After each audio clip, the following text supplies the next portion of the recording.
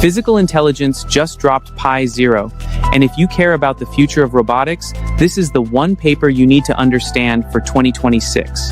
For years, we've built task-specific robots. Pi 0 is solving the generalization problem by creating a single brain that learns across embodiment.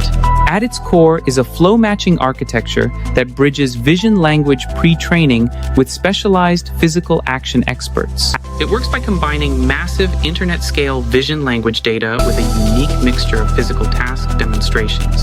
While limitations like inference speed remain, this is the GPT moment for physical AI. Let's break down exactly why.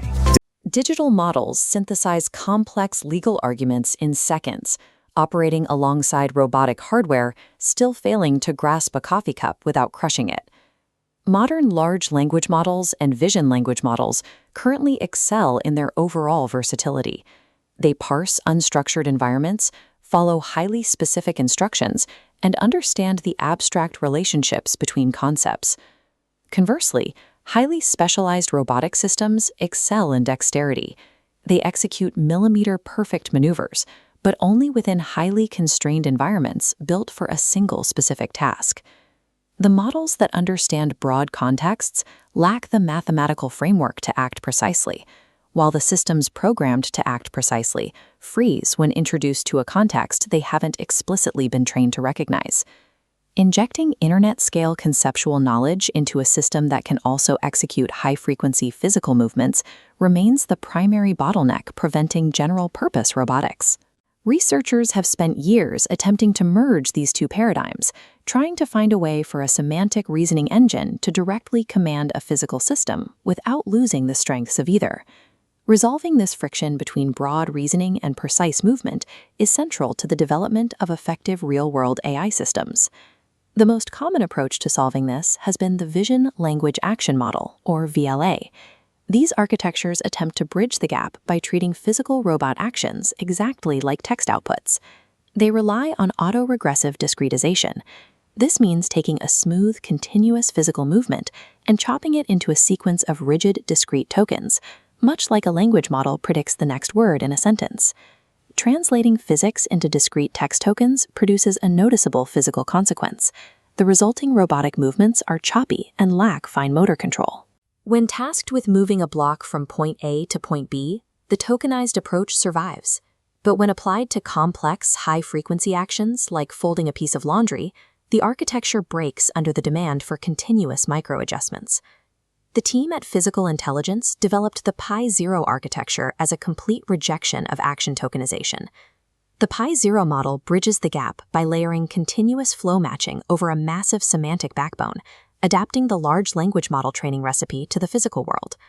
To understand the Pi 0 architecture, we have to start with the baseline knowledge a robot requires before it can be trusted to navigate an unpredictable environment. The foundation of the system is PolyGemma, a pre-trained 3 billion parameter vision language model. By ingesting internet-scale image patches, PolyGemma gives the robot an immediate understanding of object permanence, edge detection, and complex spatial relationships. By processing massive volumes of language tokens, the model possesses a baseline capacity for conceptual reasoning and multi-step instruction following.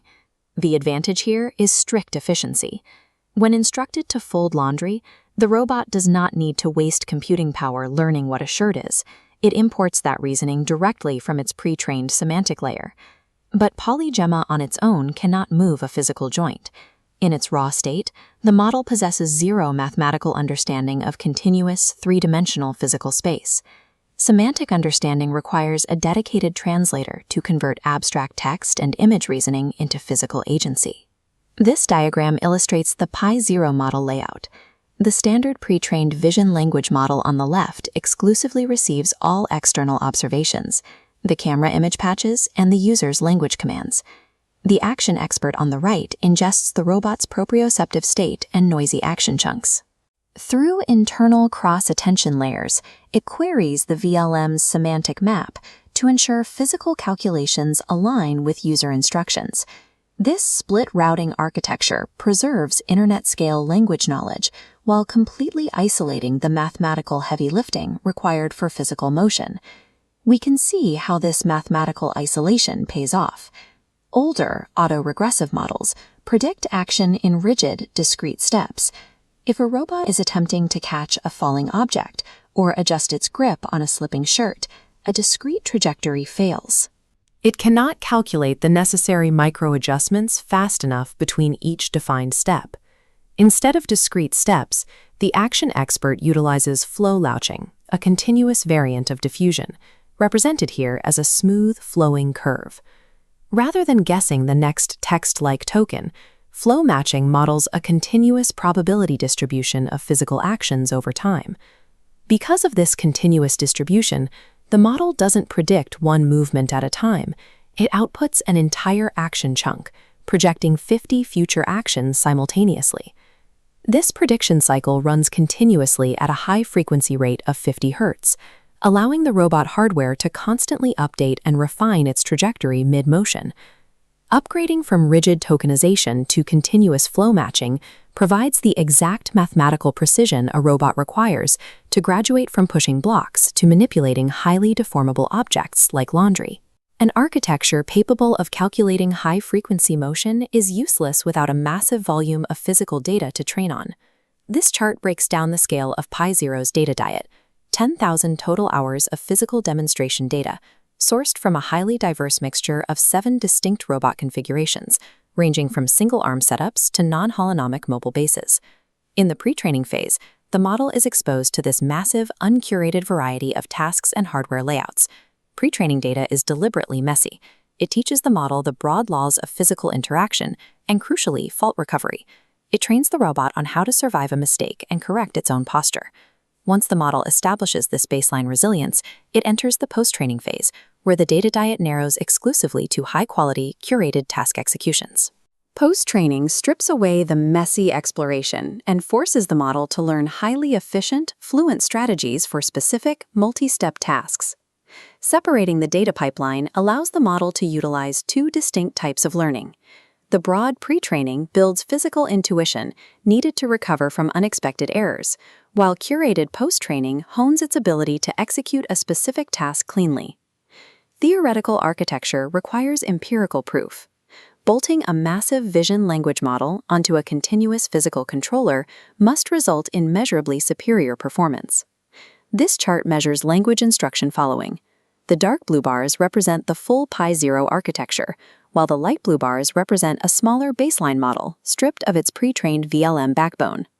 The data shows a stark performance gap. The heavier VLM backbone directly translates to a superior ability to accurately interpret and execute complex, high-level commands autonomously. In physical testing, Pi Zero was benchmarked against highly specialized dexterous models like ACT, as well as token-based architectures like OpenVLA. Across tasks requiring complex manipulation and multi-stage planning, Pi Zero consistently achieved higher completion rates. By successfully integrating semantic reasoning with continuous action generation, Pi Zero outperforms both the narrowly specialized models confined to their exact training data and the generalist models crippled by discrete tokenization. The system does, however, operate under severe unresolved constraints. The precise mixture of data required during the pre-training phase is entirely undefined.